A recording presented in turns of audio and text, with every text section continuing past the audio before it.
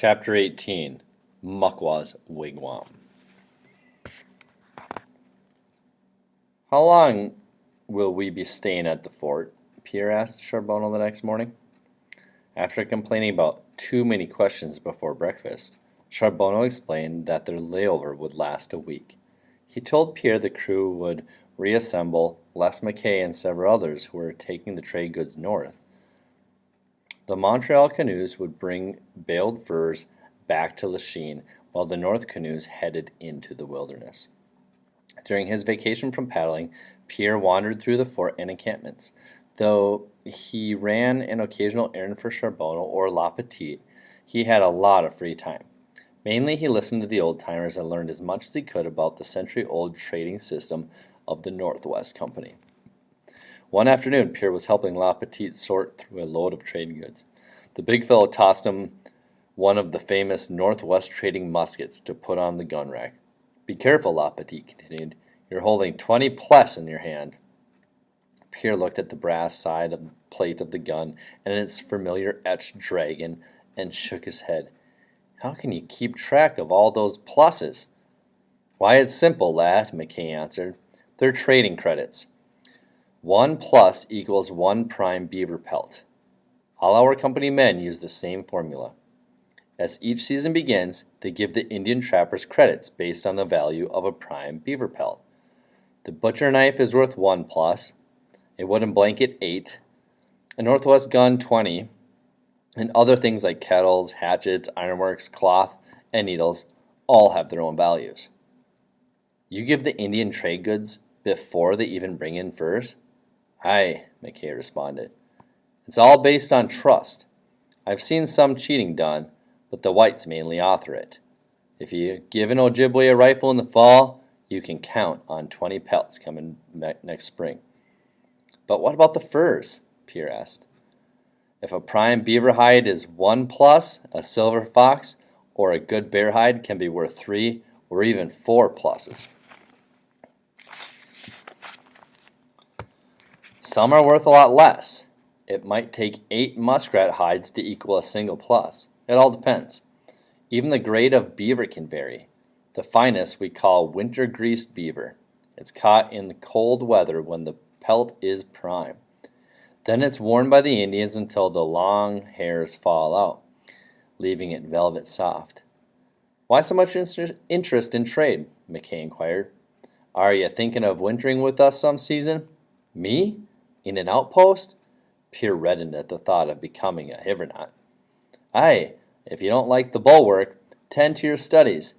We need a lot of smart fellows to keep track of the money that pours in and out of the frontier." Mackay turned away. Pierre felt proud of that his commander thought him smart enough to work as a clerk someday. When he considered the weight of a quill pen compared to a paddle, maybe schooling made sense after all. The trade item that Mackay didn't mention was the one that caused the most trouble: rum. On only his second afternoon at the fort, Pierre watched as 2 fellows who'd been drinking got into an argument over a woman just outside the stockade. It looked like an innocent squabble until one of the men pulled out a knife and jabbed it into the rival's kneecap. The wounded man stabbed the other fellow twice in the chest. The speed of it was dumbfounding. The braves were standing in the sun talking, and an instant later one was bleeding to death in the dust. With the help of his friends, the man with the gashed knee limped home, while the other was carried to the dispensary to die. Later that day, the brother of the dead man, a boy of only 10, went to the house of the man who'd killed his brother. He pushed the muzzle of a Northwest gun through the doorway and pulled the trigger. There were 2 funerals the next day. Pierre got a glimpse of one of them when he and Charbonneau were walking to Muckwa's for dinner. Charbonneau paused in front of a crowded wigwam. Through the doorway, Pierre saw a number of Ojibwe, both male and female, clustered around the corpse. They were drinking and crying. One man sat at the feet of the corpse, staring into space, while a woman knelt at the head of the body and sobbed, pouring liquor down the dead man's throat. "What are they doing?" Pierre whispered. "I'm not sure," Charbonneau shook his head. "Maybe they think the dead are just as fond of rum as the living." They walked on. Pierre asked how he'd met Muckwa. Charbonneau chuckled. That's a strange one. I found him one winter near an outpost on Lake Vermilion, about 19 or 20 years back. Charbonneau paused. He was just a boy, lying half dead in the snow. A Sioux war party had killed his entire family. Though Muckwa had a musket ball in his shoulder and another in his leg, he crawled across some thin creek ice and escaped. I built a fire to thaw him out and hauled him home on my dog sled. After I dug the lead out with a skinning knife, I waited for him to die. But he toughed it out. Following the custom of his people, he's been forever grateful. When they arrived at Muckwa's wigwam, Pierre was impressed by the quiet order. His wife, 3 children, and aged mother all greeted the visitors with polite nods, but they left the talking to the chief. The meal was superb. The courses included roast venison, wild rice flavored with maple sugar, smoked trout, and a delicious stewed meat served in lace vessels molded out of white birch bark. As much as Pierre enjoyed the food, he couldn't help admiring Muckwa's oldest daughter, Kenewa, who passed dishes to the guests. Pierre expected the whole family to be dressed in gaudy clothing like their father, but Kenewa wore a simple white doeskin dress. Her eyes were deep brown and soft. Kenewa's gentle and quiet manner reminded Pierre of Celeste. It had been 6 weeks since he'd talked to a person his own age. There were 100 questions he wanted to ask, but the boldest thing he brought himself to offer was a smile. A baby, who was about the same age as Pierre's little sister Claire, sat across from him during the meal. Whenever Pierre winked at the child, he grinned broadly. Ketwatan has found a friend, Muckwa commented, proud that his guest paid attention to his young son. Charbonneau and Muckwa spent the evening talking about old times. Lalonde's name came up more than once. It was clear he'd been a friend to them both. Pierre listened quietly, but when Muckwa called Lalonde Snakebite, Pierre asked why. Charbonneau grinned. He was deathly afraid of snakes. It's funny, too, because none of us had ever known it until we went on a scouting trip down the Red River one spring. Muckwa was our guide. We were checking out the trading possibilities, and things were going fine until we camped on a feeder stream of the Red one night. It was a low, boggy area, but we couldn't afford to be choosy since it was getting dark.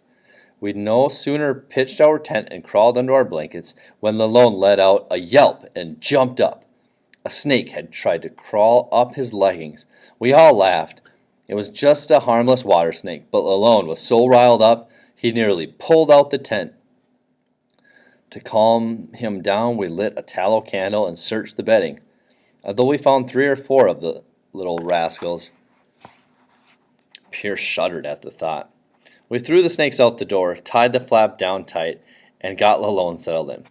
Everything would have been fine if Muckwa here hadn't played the funny man and given Lalonde's big toe a hard pinch. Poor fellow jumped up again, yelping, "I'm bit! I'm snake bit!" "There's nothing to worry about, Lalonde," Muckwa said. "Them's just water snakes living in the old graves down by the river." After that comment, Charbonneau shook his head and grinned. He was too spooked to even think about sleeping. Poor fellow sat up the rest of the night staring at the tent flap with his blanket wrapped around him, muttering, "Snakes and graves, snakes and graves."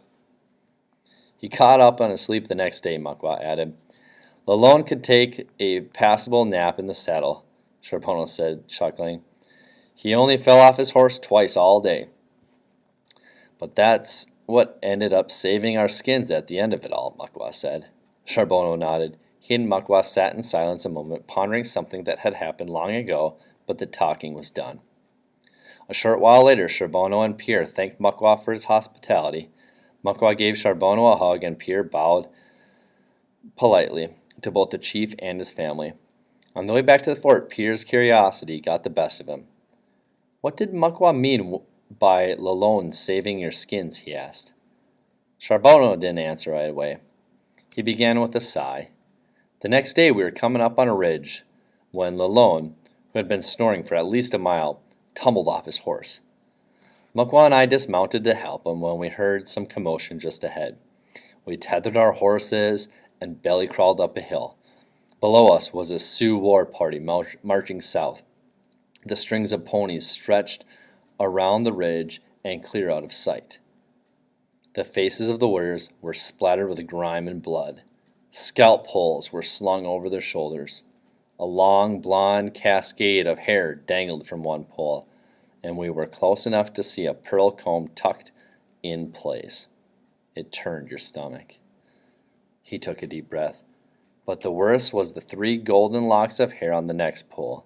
Before we knew it, Lalone cocked his northwest gun and drew a bead on a Sioux. It would have been suicide, but I thought he was going to fire. After the last warrior passed, Lalone still lay there, his gun cocked, sighting on the horizon. There were tears running down his cheek. Pierre was still thinking of Lalone when Charbonneau changed the subject. Charbonneau whispered, "Look," and pointed toward the waning moon. Below its slender arc, star-flecked Superior stretched farther than Pierre could see. At that moment, as they stood alone in the silvery dark above the fort, Pierre remembered that he was halfway home. And that's the end of chapter 18.